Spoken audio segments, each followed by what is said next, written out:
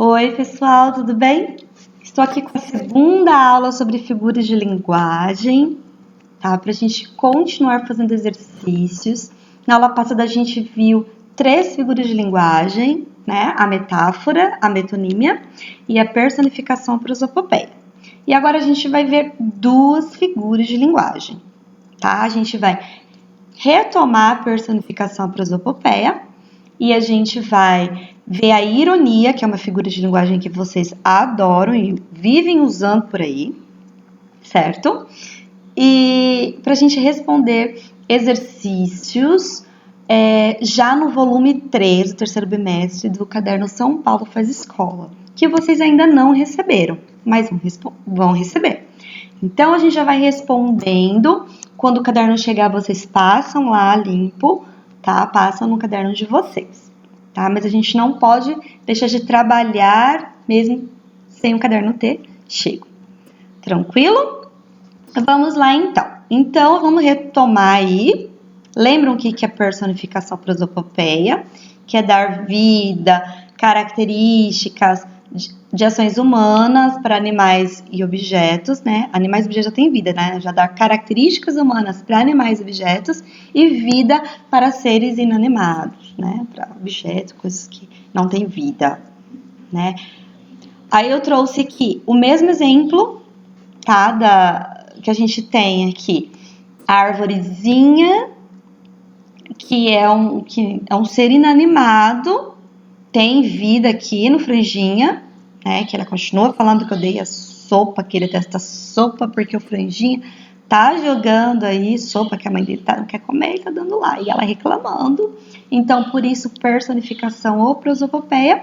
E a gente tem aqui o diálogo, novamente, o diálogo da tartaruga com o passarinho, né? Que acaba sendo uma personificação, por quê? Porque a tartaruga não fala e o passarinho não fala. Então, a gente está atribuindo características humanas, que é o ato da fala, para esses animais. Tranquilo? E a gente tem a ironia, que é a forma intencional de dizer o contrário daquilo que nós pensamos. Se vocês usam bastante ironia, tem gente que não consegue identificar a ironia. É exemplo de quem assistiu Big Bang Theory, o Sheldon, lá o personagem que ele não consegue identificar o sarcasmo, a ironia, né? Que é a forma intencional de dizer aquilo contrário que pensamos, tá? Se a pessoa não entende ironia, ela vai entender o pé da letra. Tranquilo? Então, eu trouxe um exemplo aqui de ironia para vocês. Lembrando que eu passei rapidinho personificação a prosopopeia, porque a gente já viu na aula anterior, tá? Então, agora a gente vai estudar aqui um pouquinho mais a ironia, como forma intencional de dizer o contrário do que nós pensamos, tá? Então, exemplo, aqui eu tenho o atentado na França. Aí eu tenho, vamos ler a parte não verbal, tem um cara aí, um homem com a arma, todo com a roupa, né, de ação e tal. Temos uma mãozinha ali segurando um lápis e algo vermelho, aquilo que parece ser sangue, visto que a pessoa está armada, a pessoa está caída com algo vermelho, a gente imagina ser sangue. Vamos ler. Aí o que ele diz? Legítima defesa, ele estava fortemente armado. Será que foi legítima defesa aí, né? A pessoa que está morta, ela estava fortemente armada com lápis, né?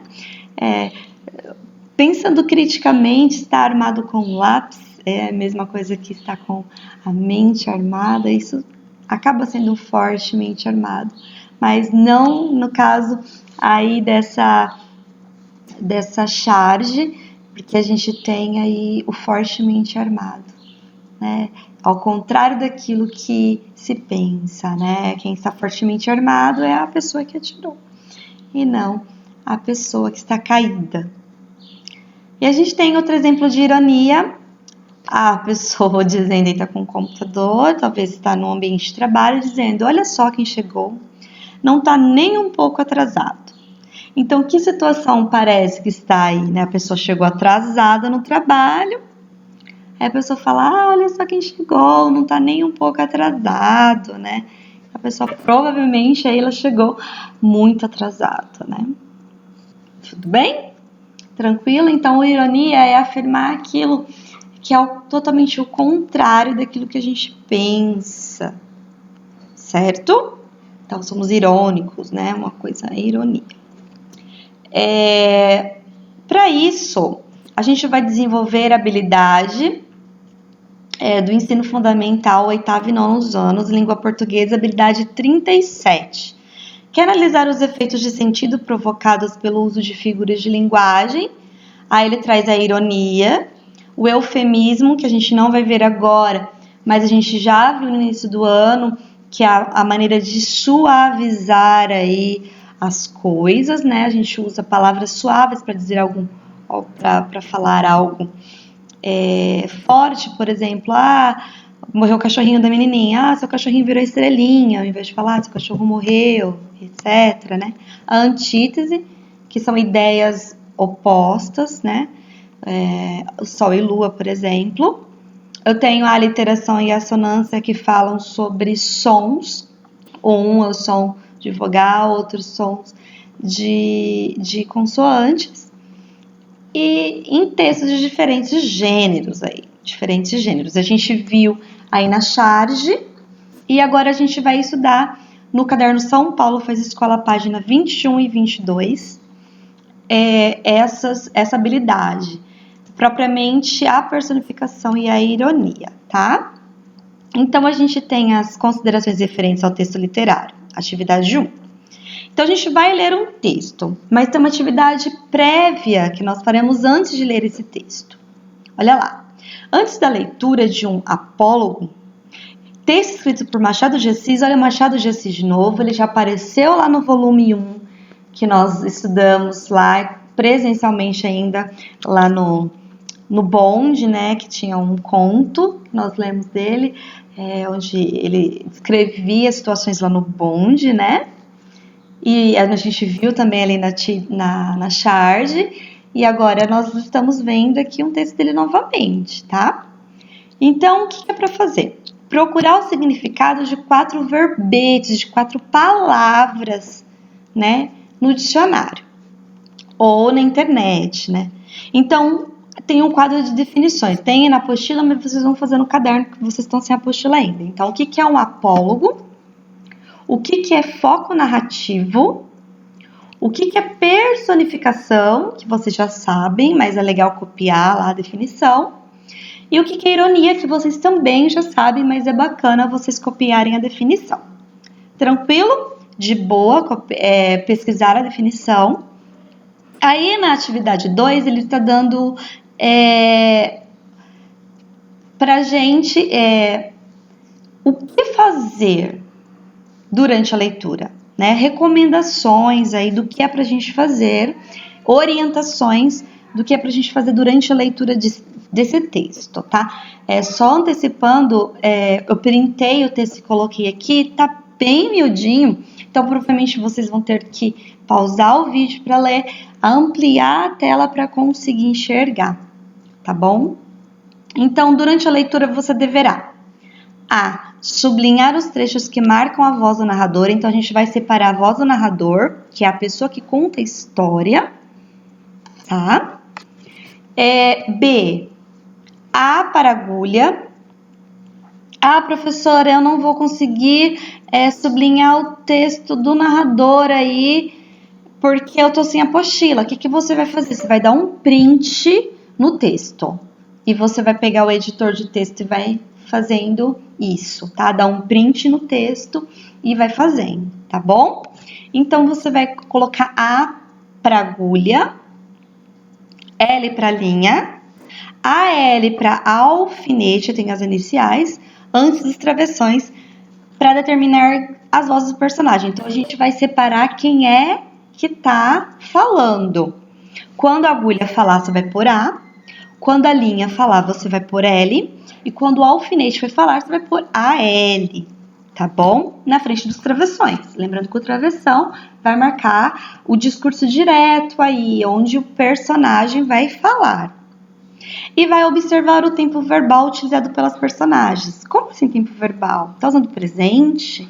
Tá usando o pretérito, tá usando o futuro? E qual o tempo verbal, qual o tempo dos verbos presentes, tá? Só observar, não precisa marcar nada não. Mas fique à vontade se vocês quiserem circular, fazer alguma coisa, mas dos casos é só para observar. Então, sabendo disso, tendo essas orientações aqui na atividade 2, a gente vai fazer a tarefa agora, né? Sabendo disso, a tarefa agora é fazer a leitura do texto, um apólogo, utilizando os conhecimentos elencados lá no item 1 e os procedimentos orientados no item 2. Então, sabendo o que é um apólogo, o que é um foco narrativo, o que é personificação, o que é ironia, olha só, a atividade 2 já deu até uma brecha de personificação, né? Quem é que vai falar aí nesse texto, né? Então, sabendo disso, vamos fazer a leitura do texto. Aqui a leitura do texto, que eu falei para vocês, dar um print para poder ler, pausa o vídeo para poder ler. Dar um print é bacana porque você vai conseguir ampliar o texto. Então, o que você vai fazer? Tem os travessões miudinhos aí, vai pôr A quando a agulha estiver falando, vai pôr L quando a linha estiver falando e vai pôr a L quando o alfinete estiver falando, tá bom? Tranquilo? E você vai sublinhar aí a fala do narrador para a gente discutir, depois descobrir qual o foco narrativo que está sendo utilizado, né? Que você acabou de pesquisar, aí que tem 2 tipos de foco narrativo. Então, qual é o foco narrativo? A gente vai descobrir daqui a pouco, com base no que vocês sublinharam aí na fala do narrador. Aí a gente tem os exercícios para vocês retomarem as anotações que vocês fizeram no print de vocês, do texto de um apólogo. Observe a quantidade de personagens e o ponto de vista do narrador.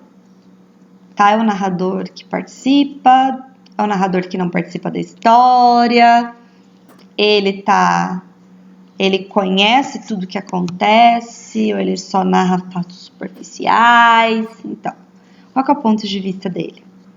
Tá?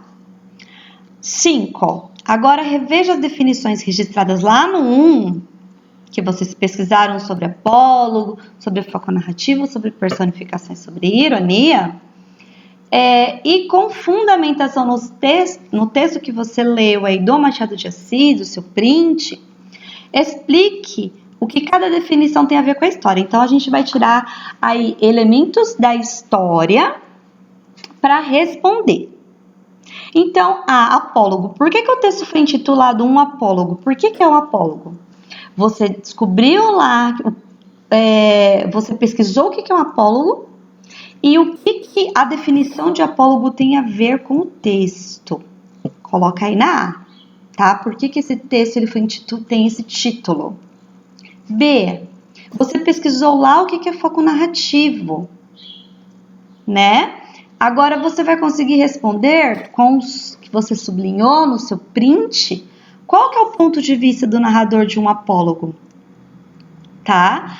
Que trecho que exemplifica essa constatação? Você viu agora, ele tem primeira ou tem terceira pessoa?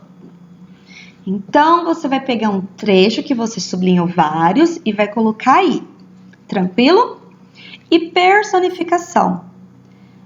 Você pesquisou o que é personificação, a gente estudou o que é personificação, você vai tirar do texto alguns exemplos de personificação, né? O que está tomando vida aí?